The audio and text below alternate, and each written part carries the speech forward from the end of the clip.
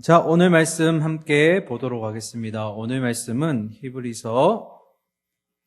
항상 히브리서, 오늘은 6장 4절부터 15절까지 말씀 보겠습니다.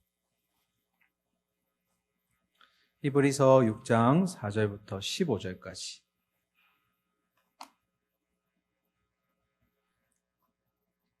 성경은 신약 성경 356면에 있습니다. 히브리서 6장 4절부터 12절까지. 자, 함께 교독하실 텐데요. 우리 큰 목소리로 함께 읽어주세요. 15절까지입니다.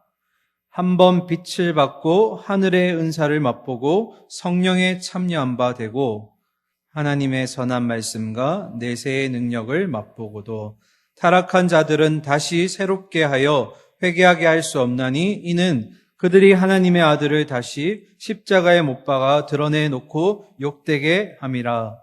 땅이 그 위에 자주 내리는 비를 흡수하여 밭가는 자들이 쓰기에 합당한 채소를 내면 하나님께 복을 받고 만일 가시와 엉겅퀴를 내면 버림을 당하고 저주함에 가까워 그 마지막은 불사름이 되리라. 사랑하는 자들아, 우리가 이같이 말하나 너희에게는 이보다 더 좋은 것 곧 구원에 속한 것이 있음을 확신하노라. 하나님은 불의하지 아니하사 너희 행위와 그의 이름을 위하여 나타낸 사랑으로 이미 성도를 섬긴 것과 이제도 섬기고 있는 것을 잊어버리지 아니하시느니라. 우리가 간절히 원하는 것은 너희 각 사람이 동일한 부지런함을 나타내어 끝까지 소망의 풍성함에 이르러 게으르지 아니하고 믿음과 오래 참음으로 말미암아 약속들을 기업으로 받는 자들을 본받는 자 되게 하려는 것이니라.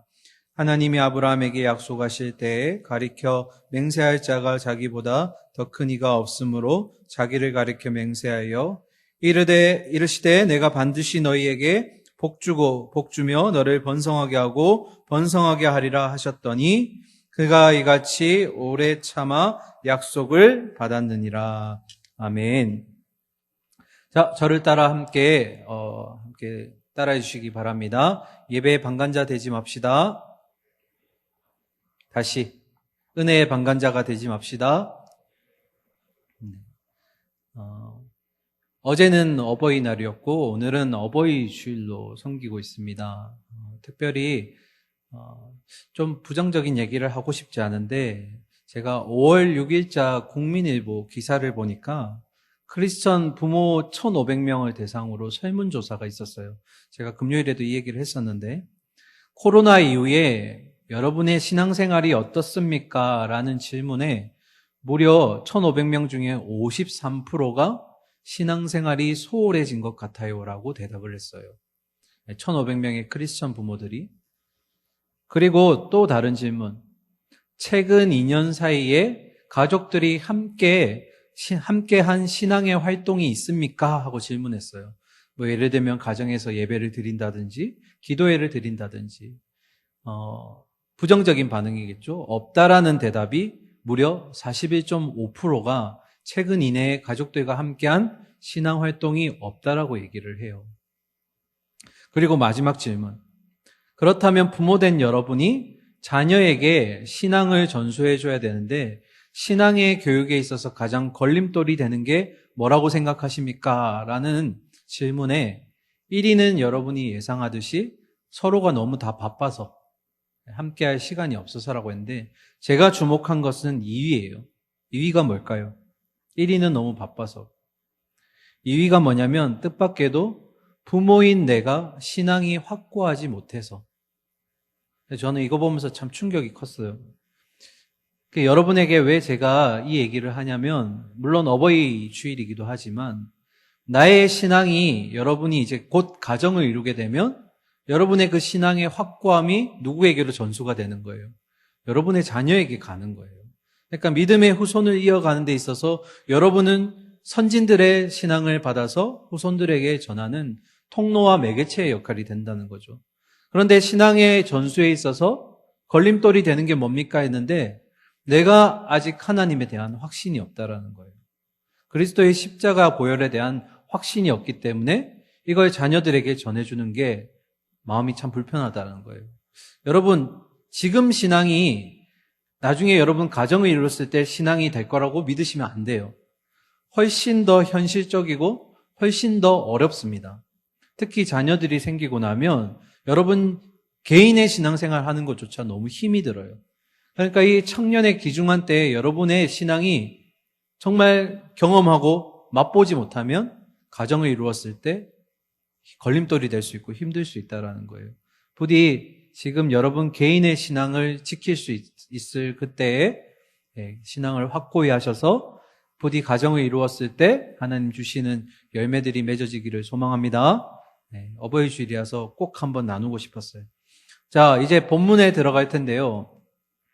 제가 어제 우리 순장들하고 모임을 안 했어요. 왜냐하면 어제가 어버이날이라서 저도 그렇고 여러분도 그 시간만큼은 이제 어머니 아버지랑 같이 시간을 보내라고 드렸는데 갈등은 했어요. 왜냐하면 히브리서가 늘 어렵죠. 어려운데 그 중에서 가장 어려운 것, 탑 오브 탑이 바로 오늘 말씀이에요. 왜 어려울까? 본문 말씀의 해석에 관한 문제 때문인데 이 히브리서 6장의 말씀 때문에 오랜 시간 동안 학자들이 끊임없이 논쟁이 일어났어요. 그 중에 대표적으로 알미니안주의라고 들어보셨나요? 알미니안주의하고 칼빈주의자들이 서로 이 본문 때문에 서로 논쟁을 엄청나게 많이 했어요. 그리고 인본주의와 신본주의의 논쟁으로도 끊임없는 싸움이 일어났던 본문이 이 본문이에요. 그 중에 이제 왜 문제가 되었나 6절 한번 보실까요? 6절을 보시면 타락한 자들은 다시 새롭게 하여 회개하게 할 수 없나니 이것 때문에 지금까지도 논란이 되고 문제가 되고 있어요. 이것을 이제 해석하는 문제인데요. 여러분 미리 제가 힌트를 드릴게요. 나중에 다시 4절을 갈 건데 6절을 갈 건데 여러분 이 6장 6절을 해석하실 때 교리적으로 신학적으로 해석하면 문제가 생기고 끊임없는 논쟁거리가 돼요. 그런데 히브리서 기자는 이 6장 6절을 쓸 때 뭘 염두에 뒀냐면 목양적인 차원에서 이 글을 썼다라는 거예요. 목사의 마음으로, 목회적인 마음으로, 양을 다스리는 마음으로 썼다라는 거예요. 그렇게 해서 나중에 해석을 할 겁니다. 그러니까 6장 6절은 잠깐 놔두고 우리 처음 4절과 5절 말씀 보면서 이제 우리 본문 말씀 보도록 하겠습니다. 자, 4절과 5절 보시면 한 번 빛을 받고 하늘의 은사를 맛보고 성령에 참여한 바 되고 하나님의 선한 말씀과 내세의 능력을 맛보고 도라고 돼 있어요. 자, 한 개씩 끊어가 볼게요. 첫 번째, 한 번 빛을 받고라는 것은 여러분이 처음 신앙생활을 하게 됐을 때 구원의 메시지를 받아들인 그 순간을 얘기하는 거예요. 이건 아마도 세례와 또 관련이 있겠죠. 그러니까 한 번 빛을 봤다는 것은 여러분이 구원의 메시지를 받아들였다라는 의미가 될 거고, 두 번째, 하늘의 은사를 맛보고 성령에 참여한 바. 이건 어떤 의미냐면 그 믿음이 생겼을 때 가장 먼저 우리 안에 일어나는 게 바로 우리 죄에 대한 회개예요. 죄 사함의 역사가 일어나게 되고 그리고 그때 성령을 받게 되는 거죠. 두 번째가 뭐라고요? 죄 사함과 성령의 은혜를 경험하는 그 순간을 얘기하는 거예요. 그리고 세 번째, 하나님의 선한 말씀을 맛보았다는 것은 하나님의 말씀의 능력을 경험했다라는 거예요. 이건 간단하죠. 그리고 마지막 네 번째, 내세의 능력을 맛봤다라는 것은 우리 안에 있는 성령이 우리에게 많은 은사들을 통해서 성령의 그 은사들을 경험했다라는 거예요. 자, 여러분 이 네 가지의 뜻이 중요한 게 아니라 5절의 끝에 어떻게 끝이 났어요? 맛보고 도라고 끝이 났어요. 뒷문장이 부정적일 것 같죠? 앞에는 정리하면 이거예요. 4절과 5절의 내용을 정리하면 세례도 받았고 구원과 죄 사함의 은혜도 경험했고 하나님의 말씀도 능력을 체험했고 성령을 통해서 성령의 은사를 받았지만 이란 뜻이에요. 받았음에도 라고 하고 끝이 난 거예요. 그러면 6절을 봅시다. 오늘 문제의 절인데요. 6절. 타락한 자들은 다시 새롭게 하여 회개하게 할 수 없나니 이는 그들이 하나님의 아들을 다시 십자가에 못 박아 드러내놓고 욕되게 함이라. 자, 끊어서 가겠습니다. 타락한 자들은 어떤 자들인가? 자신의 신앙을 포기하고 이전에 죄에 있는 상태로 되돌아가는 것을 얘기해요. 다시, 타락한 자들은 어떤 자들이냐면 원래 우리에게 주신 믿음을 지켜내지 못하고 이전의 상태로 돌아간 자들을 얘기하죠. 여러분, 이걸 제가 한 단어로 여러분에게 미리 알려준 적이 있어요. 뭘까요? 두 글자. 배로 시작하고 교로 끝나요. 배교. 그렇죠. 배교가 뭘까? 배교라는 것은 결국 믿음을 저버리고 떠나가는 행위를 얘기하죠. 그런 자들을 6절에서 뭐라고 얘기하냐면 참 무서운 얘기인데 예수님을 다시 십자가에 못 박게 하는 거랑 똑같다라는 거예요. 내가 믿음으로 살아왔는데 결국 이 믿음을 저버리고 배교했을 때 이것은 마치 예수님을 2번 십자가에 못 박게 하는 것과 같다라는 거예요. 무서운 표현이죠. 자, 그런데 여러분, 이 문장의 이제 해석을 들어가기 전에 여러분이 배경을 다시 한번 복습을 해야 돼요. 어떤 배경을 복습해야 되냐면 히브리서의 이 수신자들이 겪는 외적인 어려움이 두 가지가 있었어요. 기억하시나요? 이거는 부담감을 갖고 들으셔야 돼요. 왜냐하면 퀴즈에 나올 수도 있기 때문에. 그죠? 자, 두 가지 어려움이 뭐였죠? 첫 번째가 동족인 유대인들이 야, 너희 그렇게 예수님 믿고 예수님이 하나님이라고 고백하면 안 돼. 원래 우리 유대교로 돌아와. 이게 뭐였죠? 회유였죠. 회유. 다시 돌아가라고. 그런데 여러분 자세히 보면 이 회유라는 것도 결국 배교의 하나예요. 결국 기독교를 버리고 자기 유대교로 돌아오라는 거잖아요. 그죠? 회유하는 것. 그리고 두 번째, 너희 기독교 믿어도 좋아. 그런데 로마의 황제 역시 신이니까 로마의 황제를 믿어야 돼. 이게 뭐예요? 어떻게 보면 기독교를 지켜내는 것 같이 보이지만 아니죠. 한 태양 아래 두 신이 없다라고 얘기하죠. 결국 하나님의 유일신 사상을 저버리고 로마의 황제를 섬기라는 얘기예요. 이게 뭐예요? 이게 배교잖아요. 그죠? 그런데 처음에는 히브리서의 수신자들이 주신 첫사랑이 있었기 때문에 믿음을 잘 지켜냈어요. 그런데 점점 핍박의 정도가 심해지죠. 나중에 절정이 네로 황제에 가서는 완전 절정에 이르게 되죠. 처음에는 조금 협박하는 수준이었다가 나중에는 물질도 빼앗기고 원래도 가난한데 심지어는 몸의 고통도 주게 되고 가족이 보는 앞에서 배교하도록 하는 위협도 행하게 되고 나중에는 경기장에 끌려가서 사나운 맹수들에게 먹이가 될 수 있는 그런 자리까지 끌려가게 되잖아요. 그러니까 이 배교의 상황이 점점 심해지고 그리고 약속하셨던 주님이 다시 오지 않는 것 같으니까 이들의 마음속에 뭐가 생긴 거예요? 영적인 피곤함이 생겨난 거예요. 진짜 주님이 약속하셨으니까 이 약속이 성취가 되는 걸까? 내가 하나님을 믿을 만한 분인가? 이런 의심과 어려움들이 생겨나는 거예요. 마음속에.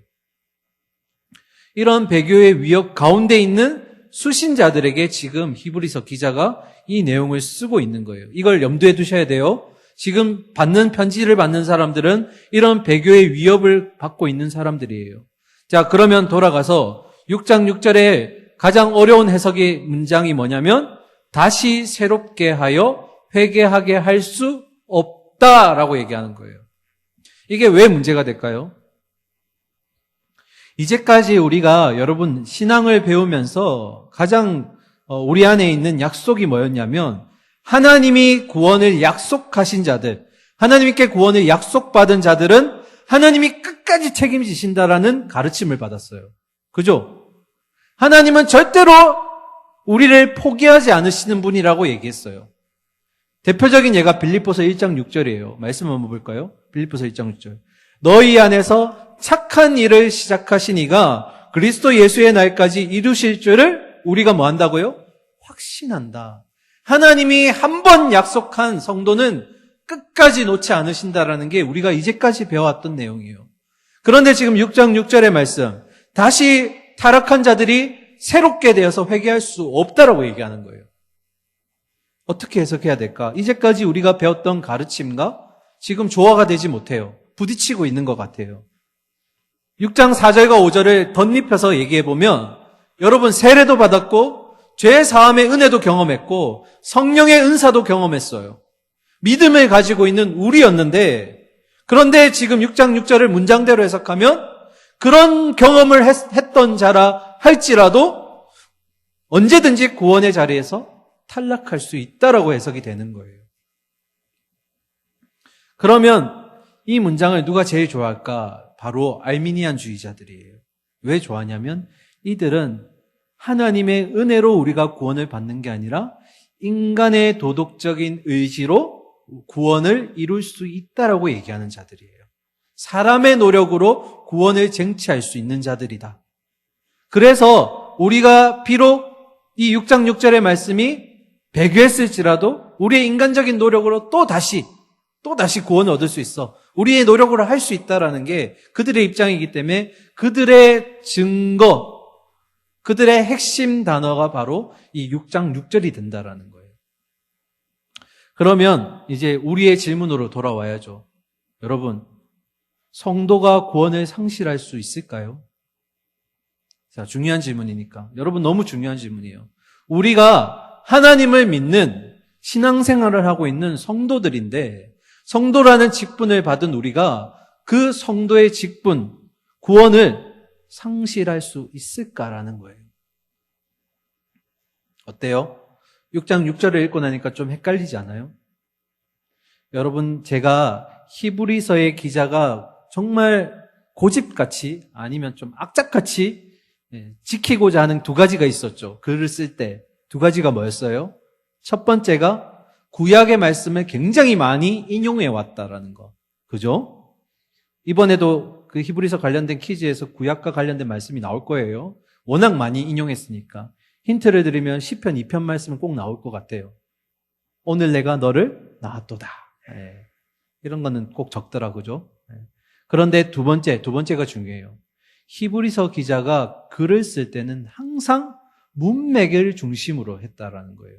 이 6장 6절만 보고 딱 해석을 하면 알미니안주의자들처럼 해석할 수도 있고 마치 성도가 구원을 언제든지 잃어버릴 수 있는 것처럼 해석이 될 수 있어요. 하지만 문맥으로 가야 돼요. 그러면 어디를 봐야 될까?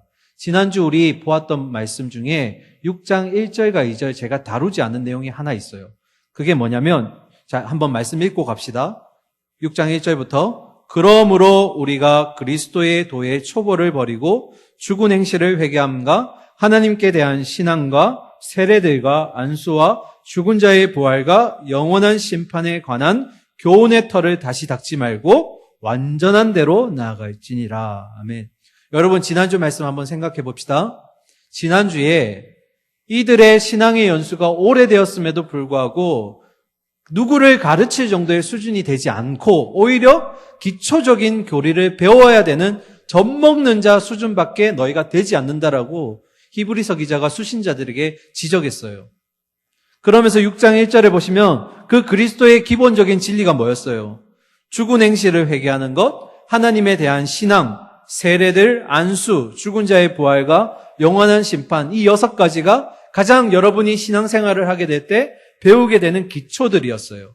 근데 여기서 멈추면 된다라고 했어요? 안 된다 했어요? 안 된다고 했죠. 장성한 분량으로 나아가서 딱딱한 음식을 씹을 수 있을 정도의 성숙한 자가 되어야 된다라고 얘기했어요. 그러면 어디를 제가 다루지 않았냐면 6장 2절의 마지막이에요. 그런 장성한 사람에서 여러분이 어디까지 나아가야 됩니까? 그 최종적인 목표가 뭡니까? 라고 했을 때 답은 뭐예요? 완전한 대로 나아가야 된다. 초보에서 젖먹는 아이에서 청소년이 되고 청소년에서 청년이 되고 장성한 사람이 되어서 마지막에 어디까지 가야 된다고요? 최종 목표가 완전한 대로 나아가야 된다. 신앙의 성장과 성숙의 최종적인 목표를 이루어야 된다라는 게 히브리서 기자의 목표예요. 그런데 바울은 이 똑같은 완전한 대를 뭐라고 얘기했냐면 표대라고도 얘기했어요. 뭐라고요? 표대라고도 얘기했어요. 그래서 여러분, 지금 우리가 방금 읽었던 1절과 2절을 요약해서 해석하면 뭐냐면 목표를 향해 끊임없이 달려가야 돼. 그럴 때 너희에게 뭐가 주어진다고요? 복이 주어져. 이게 첫 번째 길이에요. 목표를 향해서 끊임없이 달려가는 이 믿음의 순례길이 히브리서 기자가 그들에게 원하는 길이고 마지막 그 정점에 이르렀을 때 비로소 하나님이 주시는 복을 받는 길이에요. 그런데 이 길 말고 다른 길이 있는 거예요. 그 길이 뭐냐면 6장 4절부터 6절까지 얘기해요. 무슨 얘기냐면 목표를 향해 달려가다가 이탈할 수 있다라는 거예요. 다른 길로 갈 수 있다라는 거예요. 그렇게 이탈하게 되었을 때 여러분이 당하게 될 심판과 저주가 있다라는 거예요. 이게 문맥적으로 해석을 해야 되는 이유예요. 그 의미는 뭐냐면 길은 두 개뿐이야. 첫 번째로. 그런데 너희에게 중립적인 길은 없어. 복을 얻기 위해서 하나님이 마련해 주신 그 신앙의 성숙과 성장을 향해 달려가는 그 길이 아니면 너희에게는 주어진 길이 뭐밖에 없다고요? 이탈하는 길밖에 없어. 그 길은 뭐라고요? 심판과 저주가 있는 길이야. 자, 제가 왜 이걸 6장 6절을 신학적으로 교리적으로 해석하면 안 되냐고 얘기하냐면 지금 히브리서 기자가 수신자들에게 강력하게 지금 목양적인 차원에서 경고하고 있는 거예요. 지금 수신자들이 어떤 상태라고요? 처음에는 하나님이 주신 첫사랑으로 잘 버텨내고 있었어요. 그런데 시간이 점점 길어지니까 믿음에 대한 의심이 생기고 이 길을 자꾸 이탈할 것 같은 거예요. 그러니까 히브리서 기자가 강력하게 얘기하는 거예요. 너희 그 길에서 벗어나면 심판밖에 없어. 저주밖에 없는 거야. 떨어져 나가면 안 돼. 이 의미가 지금 6장 6절의 의미예요. 이해가 되세요? 좀 어려운 얘기입니다.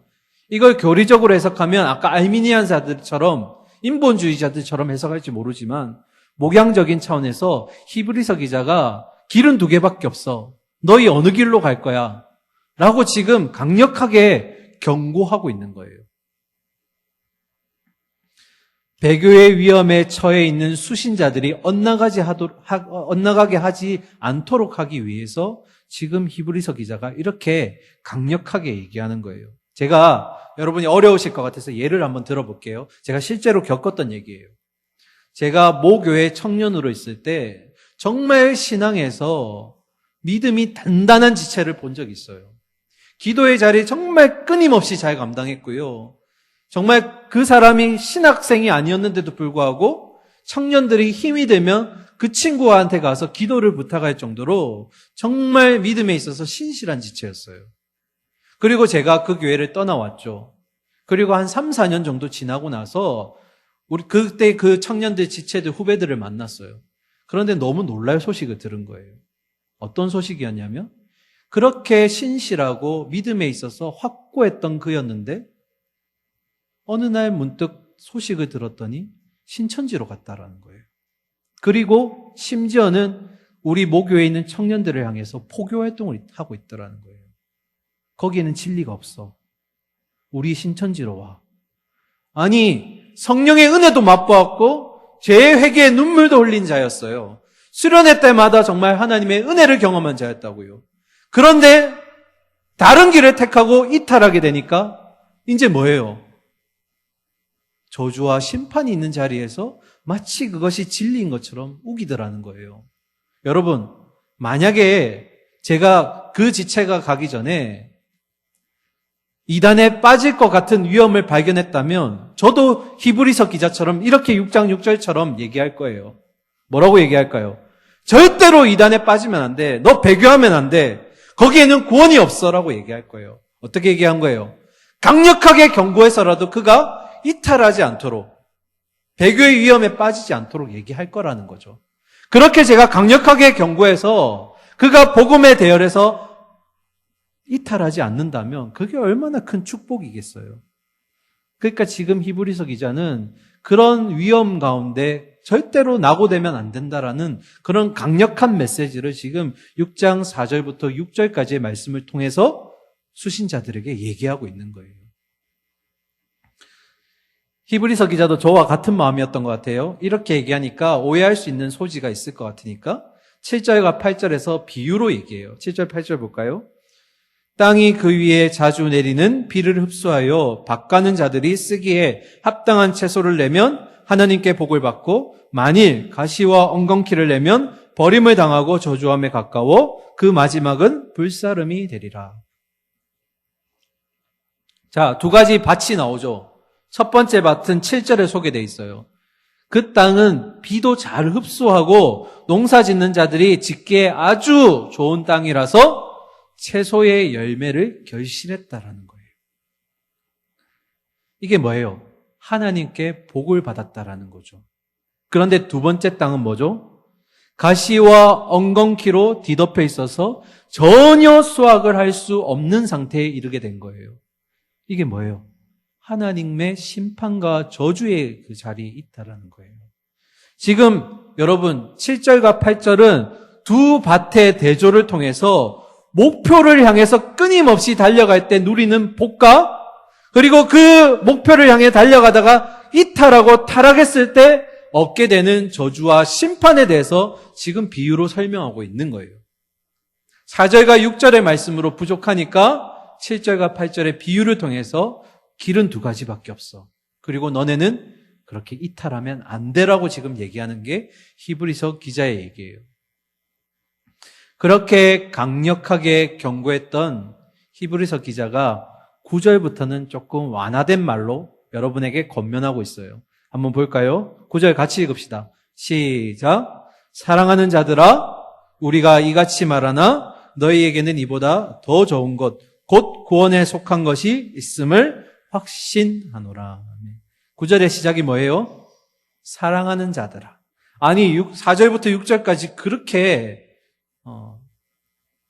그렇게 강력하게 경고하고 겁줬던 그 히브리서 기자가 지금 이제 9절에서는 사랑하는 자들아 하고 조금 완화시켰어요. 그리고 이렇게 얘기했죠. 우리가 이같이 말하나 너희에게는 이보다 더 좋은 것, 곧 구원에 속한 것이 있음을 뭐라고요? 나는 확신한다라고 얘기해요. 여러분, 이 문장을 제가 뒤집어서 얘기하면 결국 이거예요. 앞에 있었던 그 구원의 대열에서 이탈했을 때 받게 될 심판과 저주를 너희는 겪지 않을 거라고 나는 확신해 라고 얘기하는 거예요. 아니 이렇게 갑자기 누구로 틀릴 수가? 이렇게 갑자기 왜 이렇게 부드러워졌지? 제가 말이 부드러워졌다는 게 아니고 히브리서 기자가 지금 좀 부드러워진 거예요. 여러분, 그런데 궁금하죠? 그렇게 강력하게 경고했던 기자였는데 지금 9절에서는 너희가 그 구원의 대열에서 이탈하지 않을 걸 나는 아는 정도가 아니라 확신한다고 얘기해요. 그러면 질문해야죠. 어떻게 히브리서 기자가 수신자들에게 그런 극단적인 상황이 일어나지 않을 거라고 확신할 수 있냔 말이에요.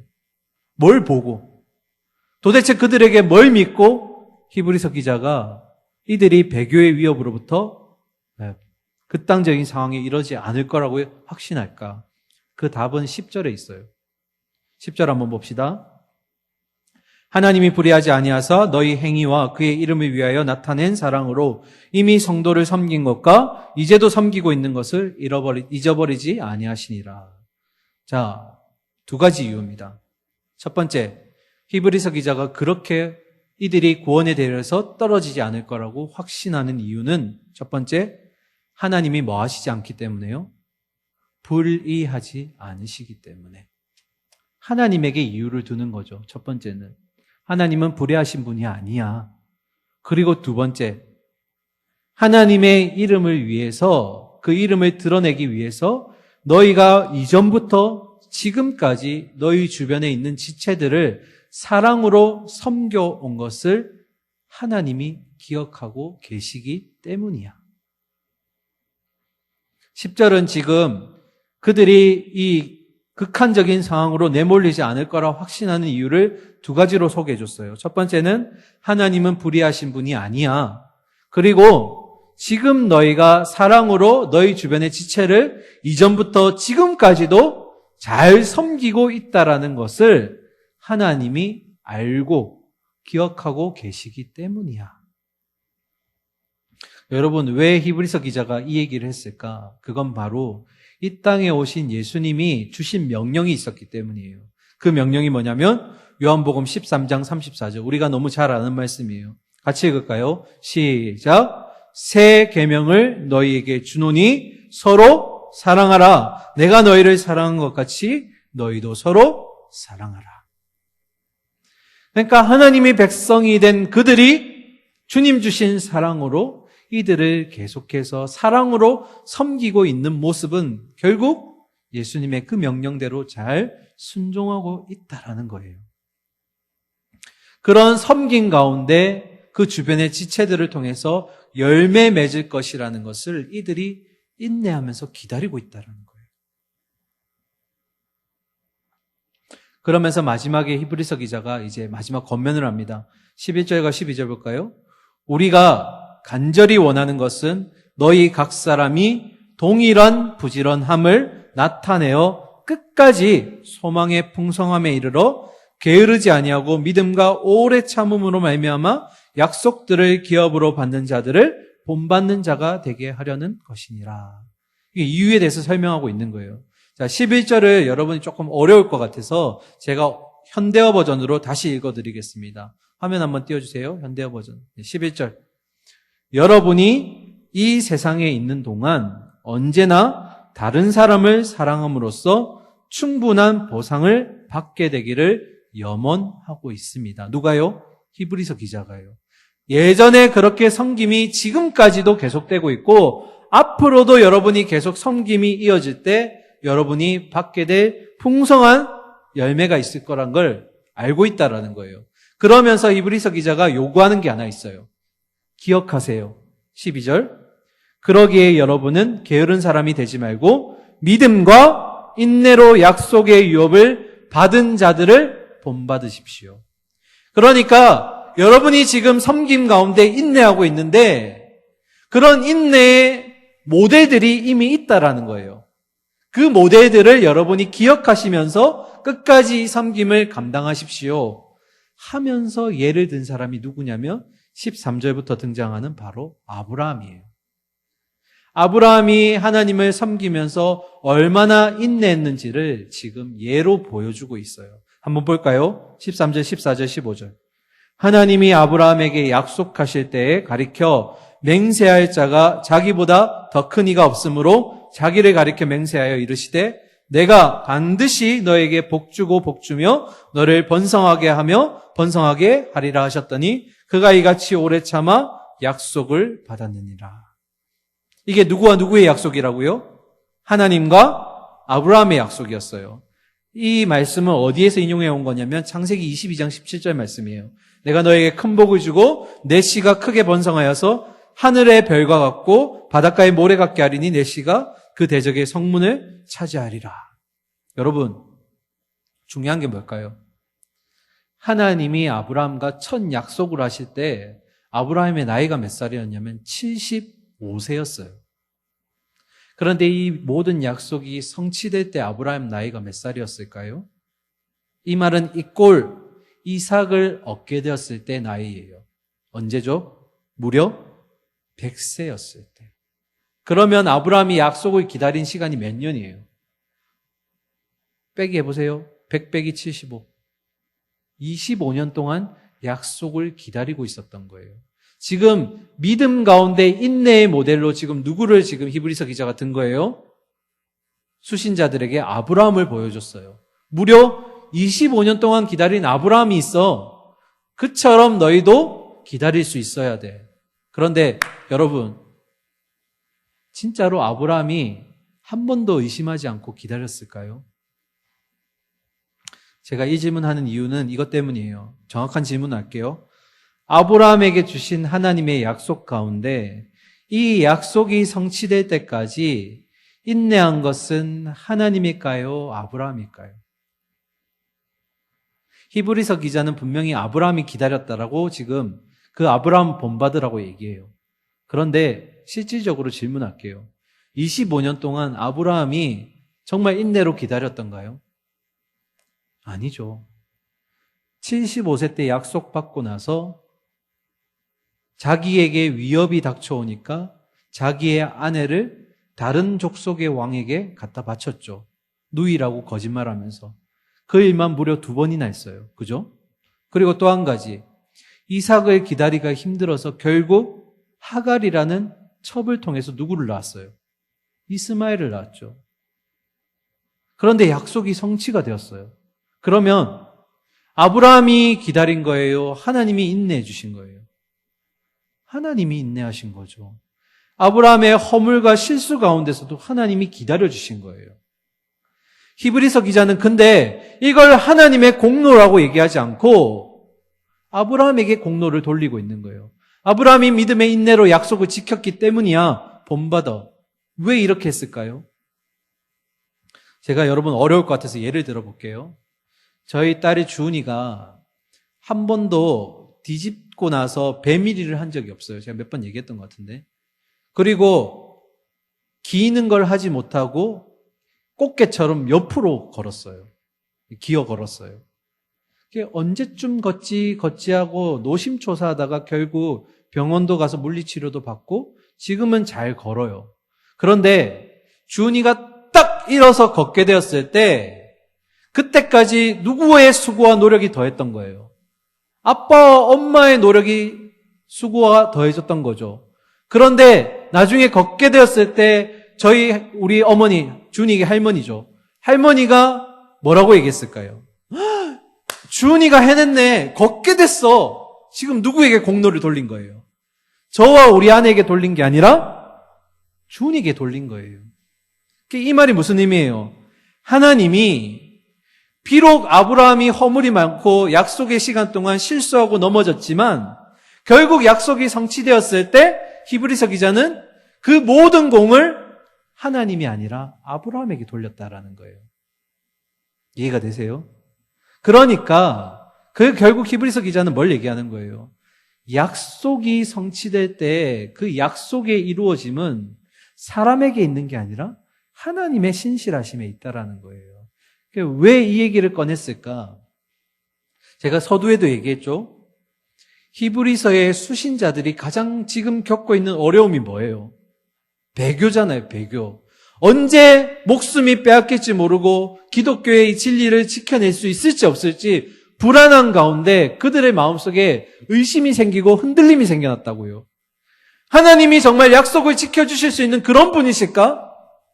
내가 하나님 믿고 목숨까지도 걸 수 있을까? 그런 마음 가운데 지금 히브리서 기자가 이런 질문에 대한 그런 의심들을 염려해 두고 뭐라고 얘기한 거예요? 끝까지 하나님을 붙들어야 돼. 그런 하나님은 그렇게 신뢰할 수 있는 분이야. 과거의 너네의 역사를 봐. 유대의 역사 가운데 하나님이 약속을 깨트리신 적이 있어, 없어? 없어. 사람들은 깨트렸을지 모르지만 신실하신 하나님은 끝까지 약속을 지키신 분이야. 너희 믿어도 괜찮아. 결국은 이거예요. 하나님은 반드시 약속을 성취하시는 분이시며 약속은 그 시간과 환경과 한계와 불가능을 뛰어넘을 수 있다라는 거죠.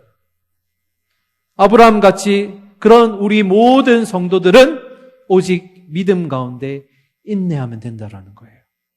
약속은 누가 이루시기 때문에? 하나님이 이루시기 때문에. 그러니까 시대를 초월하고 환경을 넘어서고 그런 공간적인 제약을 받지 않으시고 약속을 이루실 수 있는 분은 하나님밖에 없어. 너희는 그냥 믿음으로 인내하면 돼. 그 약속을 붙들어. 그게 지금 히브리서 기자가 수신자들에게 그리고 2000년이 지난 우리에게 지금 하고 있는 말이에요. 그러면서 다시 돌아가서 너네 두 가지 길 중에 어느 길 택할래? 그 완전한데 최종의 목표까지 열심히 포기하지 않고 갈래? 아니면 이탈해서 배교가 있고 그리고 심판과 저주가 있는 그 길로 돌아설래? 묻는 거예요. 오늘 저는 이 말씀 보면서 여러분하고 두 가지를 함께 마무리하면서 나누고자 합니다. 그게 뭐냐면 첫 번째, 여러분 과거의 신앙이 우리의 신앙이 될 수가 없어요. 과거의 신앙에 안주해서는 안 된다라는 겁니다.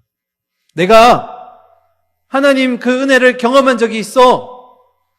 성령의 은사를 체험한 적이 있어. 찬양 가운데 주시는 그분 때문에 눈물 흘린 적이 있어. 여러분, 과거의 교회 안에서 있었던 그런 은혜들을 회상하며 살아가고 있는 사람들이 있다라는 거예요. 문제는 뭐예요? 과거의 신앙이 나의 신앙에 도움을 줄 수 있을지는 모르지만 현재의 내 신앙의 실력이 될 수는 없다라는 거예요. 과거에 매여 사는 거죠. 하나님은 과거의 하나님이 아니라 현재 진행형의 하나님이에요. 지금 이 순간 우리에게 주어진 현재 가운데 하나님을 어떻게 그 은혜를 사모하며 어떻게 경주하며 달려갈 수 있을까를 고민해야 되는 거예요. 매일매일 우리에게 주어진 그 삶의 현장에서 내 욕심과 내 고집이 아니라 하나님의 뜻을 이루어 살겠다라는 현재 진행형의 우리의 노력들이 지금 필요한 것이에요. 과거에 매여 살면 안 됩니다. 과거의 신앙은 과거의 흔적이에요. 여러분을 성숙하게 해주는 기초석이 될지는 모르겠지만 그 흔적들이 여러분의 지금의 신앙의 실력이 되지 못한다라는 거예요. 과거에 매여 살지 마세요. 그러다가 넘어질 수 있고 떨어져 나갈 수 있다라는 거예요. 두 번째, 여러분 다시 한번 말씀드리지만 목양적인 차원에서 하나님이 택하신 성도는 절대로 하나님이 포기하지 않으십니다. 그런데 여러분, 이 약속의 근거는 어디에 있을까요? 그 근거는 아브라함에게서도 보았지만 우리에게 있지 않아요.